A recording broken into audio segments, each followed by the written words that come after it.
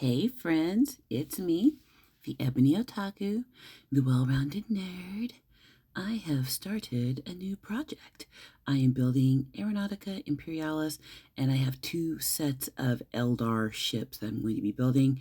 I already have a bunch of Necron ships, and I really like them, and I really like the Xenos. In Aeronautica, it's really cool. It's basically dogfighting on a grid map, so it's a whole different kind of a Warhammer game altogether. So if you're not really wanting to do like the build, the little space marines that are really intricate, and the result is great, but I will be honest, they are a little bit of a pain to build. So if you're looking for something simpler, Aeronautica I love. It's a very easy game to learn. You lay out a gridded map, and the bases to your planes, give you instructions on how high you're flying and how fast you're flying, and using a pretty simple rule system, you basically plan maneuvers and try to shoot down the other side. It's really fun. So the Xenos, I chose them because we did a paint party night at our favorite hobby shop, and they had the Necron ships as one of the options, and that was over a year ago now, I think. And I picked that one just because it looked cool.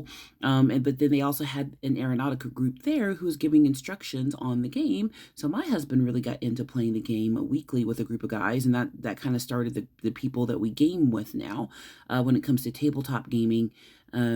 And then I got into it as well, and I printed out some more of those ships. We did end up having to 3D print them because Aeronautica is one of the older Warhammer and Games Workshop games, and that it's out of production. So everything we've been able to find for it, we either had to print, eBay it, or we even had a friend who took a trip and they were in Singapore and they found one of the rule books at a game shop there and they scored it for us. They literally sent us a text from Singapore and were like, hey, do you want me to grab this and you can pay me back? And they got it. So it's been really interesting trying to put everything I need together in order to do Aeronautica and do it with the flyers that I want. After this, I probably won't build any more Aeronautica because just the Xenos is what interests me, specifically the Necrons and the Eldar. You can play as Tau and orcs, I believe. Then, of course, any of the Space Marine legions. They have tons of different flying vehicles that you can choose from. You can do everything from dogfighting to a capture the flag. You can do missions like where you're trying to drop gear or something off and then fly away without getting shot down. Like there's lots of options. So just like with 30K and 40K, how you can plan out an adventure, you can do that with Aeronautica as well. There is one other Necron ship I really want, but we'll probably have to 3D print that one as well because they just don't sell it anymore. I do love tabletop gaming, but most of us know that the G-dubs is, when they get tired of not making enough money off of something, or, they are not making as much as they wanted to, it goes out of production. I mean, no tea, no shade. That's just how capitalism works. I get it, but STL files exist. But I am super happy that we were able to find these and I can have the official products. So on the day that I'm building this, I actually took them the very next day and started painting them. We went to Brush and Banter at our hobby shop. That's just a weekly time where people just bring their stuff in. You can use the paints at the hobby shop and you just sit down and paint your stuff. So I actually ended up getting them completely assembled on this evening, and then I primed them, and I am in real time in the process of painting them. By the time this comes out, they probably would have been well painted, and you would have seen shorts or pictures on my community tab showing the finished product. But I really like them. I will say though, just be forewarned, specifically the Necrons and the Eldar. I don't know about the Tau, but they're a little overpowered.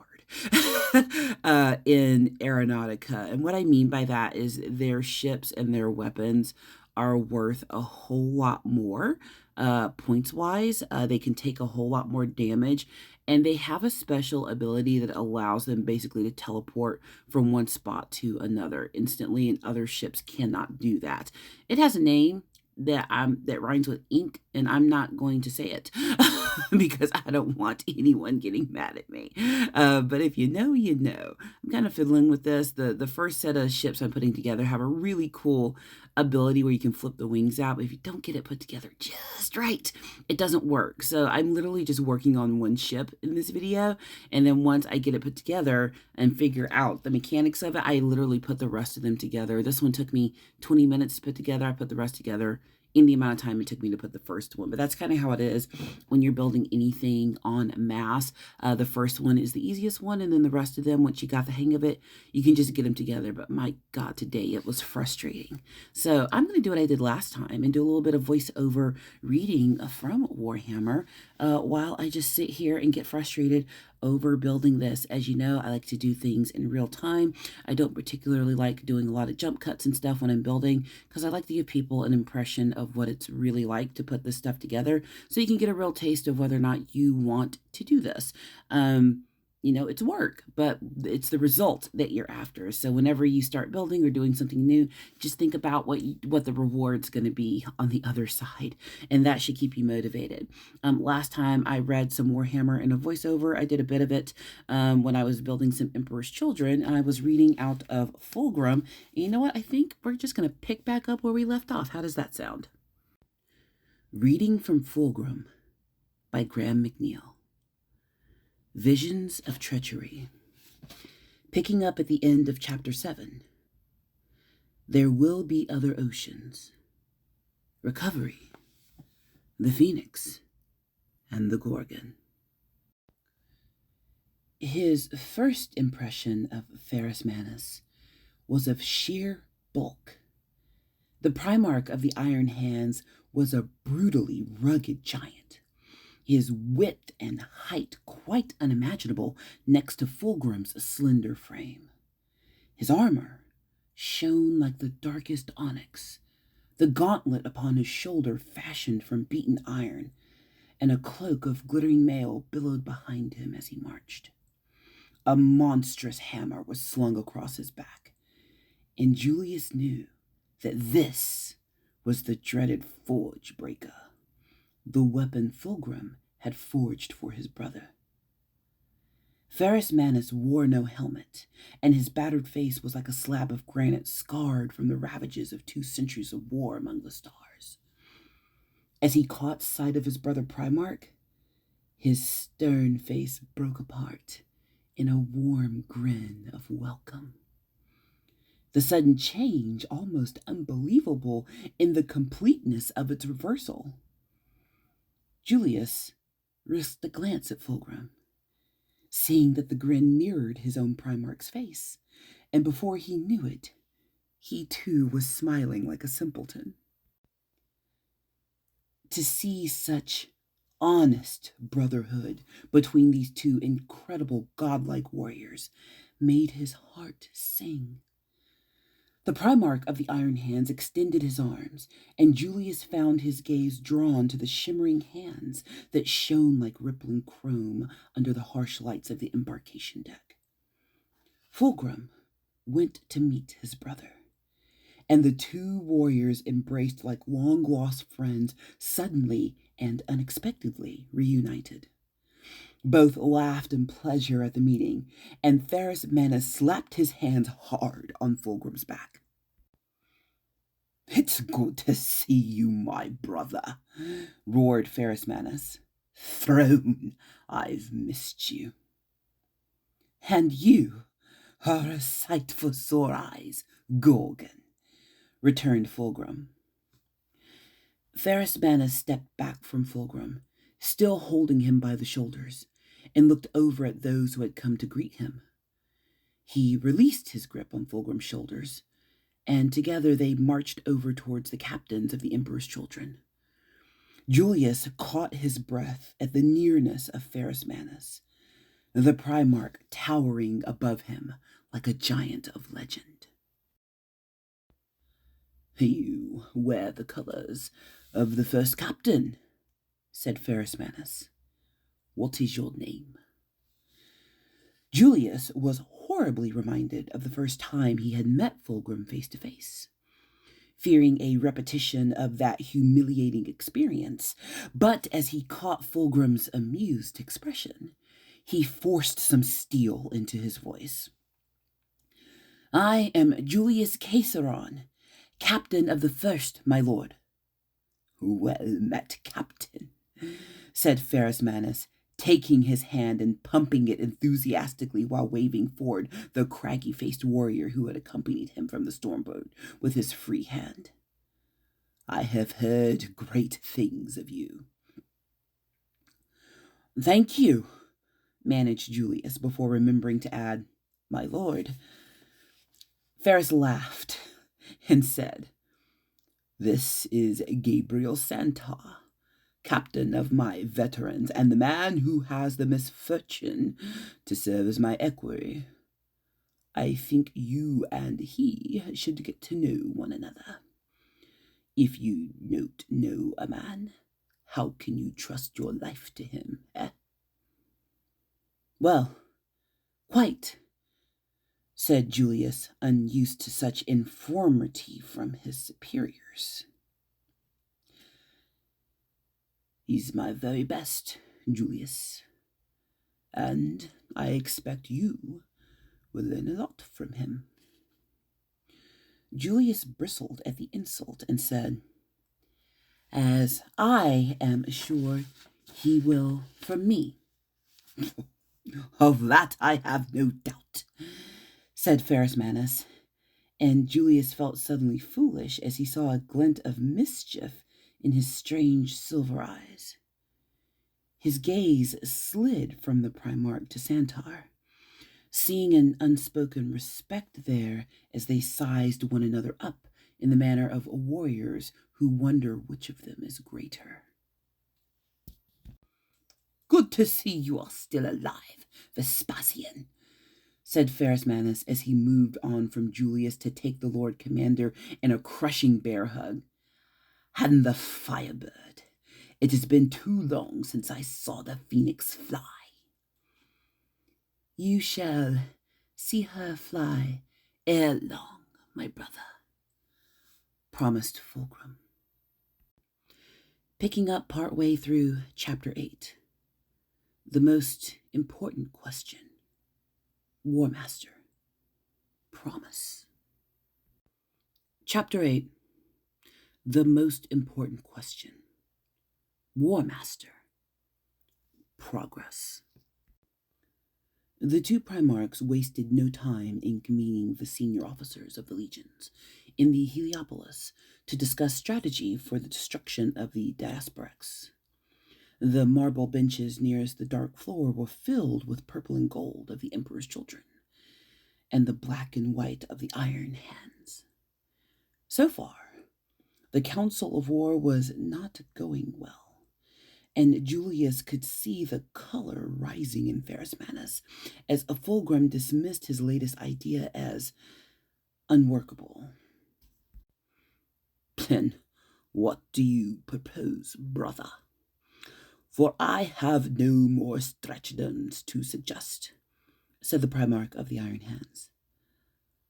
"As soon as we threaten them, they flee." Fulgrim turned to face Pharismanus. "Do not mistake what I say as criticism, brother. I am merely saying what I see as a fundamental to the reason why you have not yet managed to bring the Diasporex to battle. Which is that you are being too direct." "Too direct?" asked Pharismanus, but Fulgrim held up a quieting hand to forestall any further outburst. "I know you, brother, and I know the way your legion fights. But sometimes chasing the comet's tail is not the best way to catch it. You would have us skulk around this sector like thieves while we wait for them to come to us. The Iron Hands do not make war that way." Fulgrim shook his head.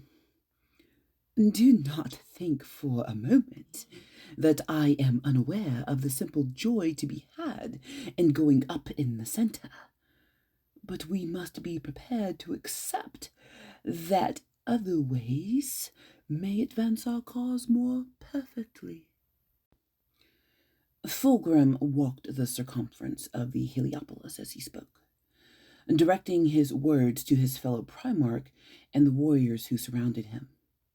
Reflected light from the ceiling lit his face from below and his eyes. A dark mirror of Ferrus Manus' silver ones were alight with passion as he spoke. You have become fixated on destroying the Diasporex Ferrus, which is only right and proper given the association with vile aliens. But you have not asked yourself the most important question regarding this enemy. Ferrus Manus crossed his arms and said, "And what would that question be?" Fulgrim smiled. "Why they are here." Moving ahead in Chapter 8 to pick up the conversation between Ferrus Manus and Fulgrim. Later, after the War Council had disbanded, Fulgrim and Ferrus Manus retired to the Lord of the Emperor's Children's private staterooms aboard the Pride of the Emperor. Fulgrim's chambers were the envy of Terra's master of antiquities.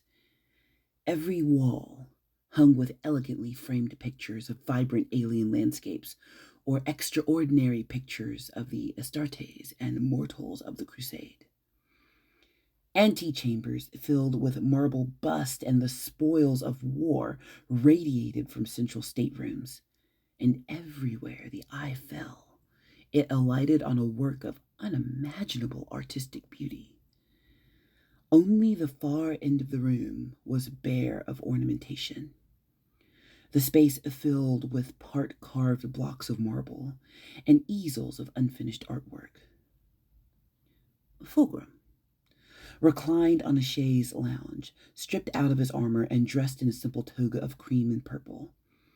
He drank wine from a crystal goblet and rested his hand on a table upon which lay the silver-hilted sword he had taken from the Lair Temple. The sword was a truly magnificent weapon, hardly the equal of Fireblade, but exquisite nonetheless.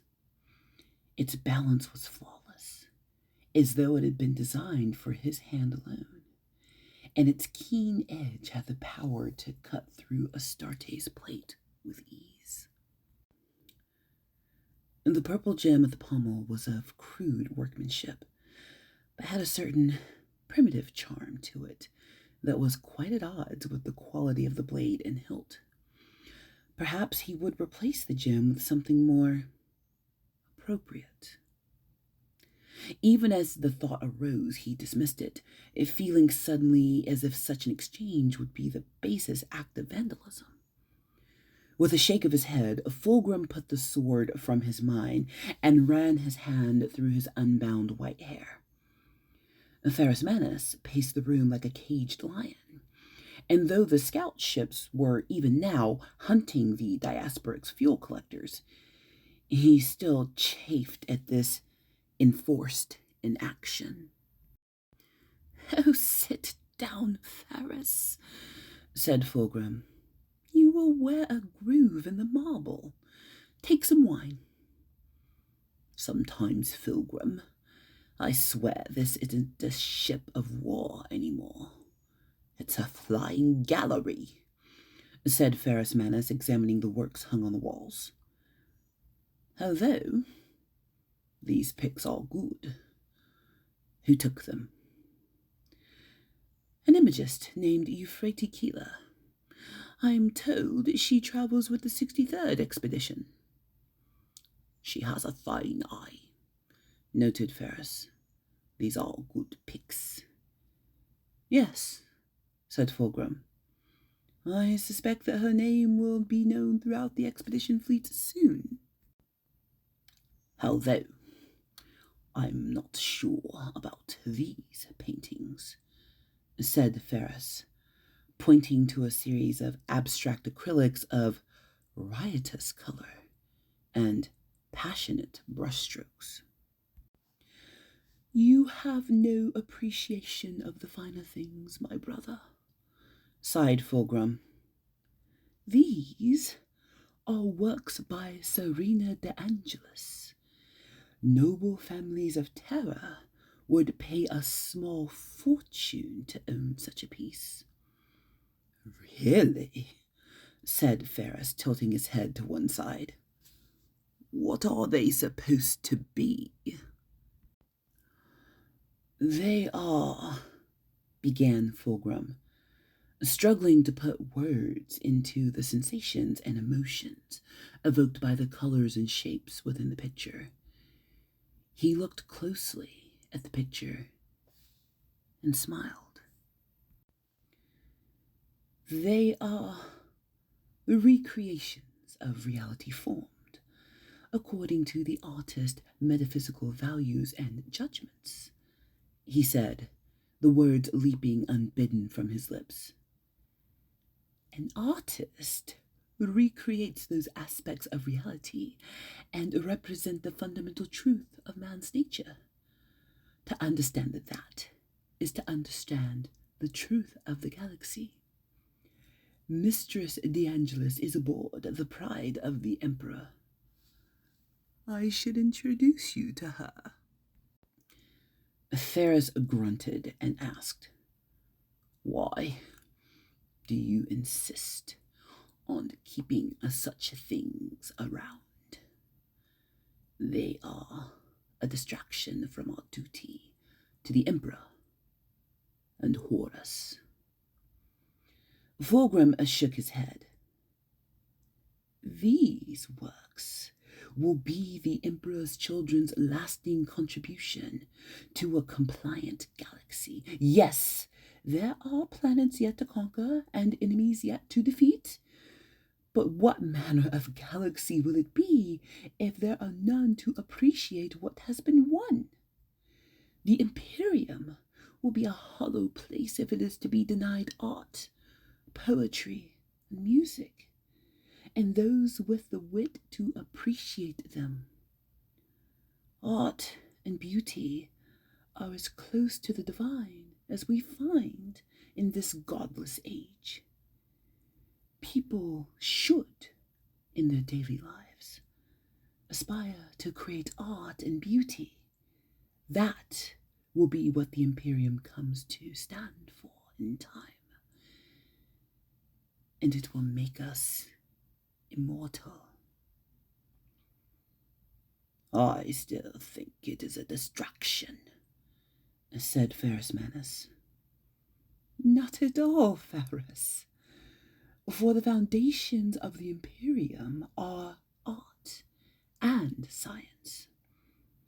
Remove them or degrade them, and the Imperium is no more. It is said that empires follow art, and not vice versa, as those of more prosaic nature might suppose. And I would rather go without food or water for weeks than go without art. I think for this video, we'll wrap up reading there. That seems to be a good stopping point. And I think that soliloquy from Fulgrim is exactly why I love his character so much, and part of why I love the lore of Warhammer so much. Those of us who choose to play the game, we're creating our own little pieces of art. Yes, Games Workshop, feel as one may about them, they are giving us the opportunity to take defined parameters, but then turn them into something uniquely our own. You know, I recently played in my first official tournament as a beginner for 30K, but I still got to play. And one of the great joys of that day was going around to the different tables and looking what everyone had created. What was the army that they chose? Why did they identify with that Primarch and that legion? What aspect of the lore appeals to you the most? What is the adventure that you're playing? What inspired you with the scenery? Why did you pick this particular tank or dreadnought or weapon? It was also interesting. And before Fulgrim completely succumbs to chaos, he actually makes really good sense. I would agree that much of society follows art. I've said it 1,000 times on my channel. Art is created within the context of the society in which it exists. And when you see artistic expression in a society start to change, that's a great indication that that society in itself is either ready for or in the middle of great change. The Renaissance is a really good example of that. You know, when they were moving away from certain systems of religious indulgence and control over society in Europe. You know, there were peoples across the planet who had never seen each other face to face before, and now they were meeting each other and bringing their cultures and ways across oceans. You know, there was the trade routes that had long been established between Europe, Africa, and Asia. And then all of these cultures were starting to merge and having exposure to other places. Well, that let people know that maybe there were other ways of thinking and doing things. And particularly in Europe, there was a stronghold that state and religion together had over the people. And art started to reflect that that is not a hold the people wanted anymore, because artistic expression and the ability to be trained to produce it was greatly controlled at one time by the state and by the church. And then that changed. And then we started to get all of our Renaissance, our great Renaissance painters, authors, composers that are so beloved today. And you can feel when you listen to some of the older composers, you can feel the passion in the music. You can feel that there is a difference. Older music was all about reverence for divine power, and newer music was to impassion and embolden people to feel the world around them. You can even see the changes in architecture. You know, when you look at Renaissance architecture, when they started, employing the flying buttresses and really incorporating, the Gorgon sculptures and that type of thing into architecture, just to look at a medieval building so plain and nondescript with only minimal artistic embellishment to Notre Dame and seeing the great difference that was made, and even how the Renaissance influenced the architecture of individuals. I think one of the best still physical examples of Renaissance architecture, maybe taken to an extreme, are a lot of the French palaces that still stand today that were built either just pre-Renaissance or during the Renaissance. They are beyond excessively opulent, and to be honest, they quite appeal to me on a personal level. But just to give artists an opportunity to produce the finest work they possibly could. And that's what Ferris Manus wants, because art is the deepest expression of what's in people. That's why I give artists a break. That's why I always include sometimes when I'm talking about pop culture and media, just to remember what it takes to become a successful artist of any kind. The folks who came up with this whole system of gaming that we enjoy, called Games Workshop, the Black Library, Citadel, all the rest of it, Warhammer, someone took a risk to create some art. And even though we may not always like how the business part of that is run, this was an artist at one point who took a chance and then shared their art with many other people. And now there is a community of people who love this game and love creating their own art through it all over the world. I like being part of that community. And sometimes we just remember to give artists a break. Fulgrim gave artists a break. He saw the value in producing beauty, and he wanted to see that preserved. So when you're creating your own art, when you're building your army, your planes, your flyers, or maybe you're into battle tech or Dungeons and Dragons, whatever it is, maybe you woodwork or play a sport. You've picked up an instrument. When you're engaged in your art, just remember that you carry with you a piece of human history, and hopefully you get the opportunity to inspire and pass down that piece of the human experience that belongs to you, and you can share it, and then it can belong to everyone. I'm really excited to get these planes built. I can't wait to show everyone the finished product. I've started the painting process. I'm really happy with the scheme. I'm leaning towards, the cool thing about the flyers is they don't have to all be completely uniform. So I'm really excited to see like what I come up with. But as usual, if you made it this far, thank you. And as always, please like, comment, and subscribe. And then we'll see you in the next one.